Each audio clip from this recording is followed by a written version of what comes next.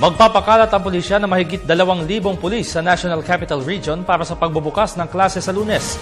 Bukod sa mga street crimes, kabilang sa mga tututukan ngayon ng pulisya ay ang kaso ng mga pambubuli. Nagbabalik si Dina Pagibitan. All systems ko na ang Philippine National Police para sa pagbubukas ng klase sa darating na Lunes, Hunyo 2. Tapos na umano mga operational guidelines and procedures na gagamitin ng mga ide-deploy ng mga polis sa pagbabalik eskwela ng milyong-milyong mga estudyante.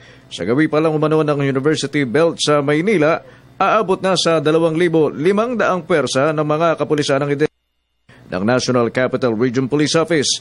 Bukod pa rito ang Police Assistance Desk na ilalatag sa buong bansa na aabot sa mahigit na 7,000.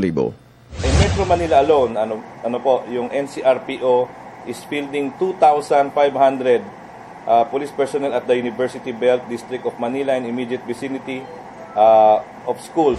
Bukod sa mga tututukang kaso ng snatching, robbery hold-up, street-level drug trafficking at iba pang street crimes, isinama na rin ng PNP sa kanilang prioridad sa pagbabalik eskwela ang mapigilan ang insidente ng pambubuli. Partikular na titignan ng mga pulis sa mga tambay na kabataan na sa halip na mag-aral ay ang mga mag-aaral ang inaharas at napagdidiskitahan.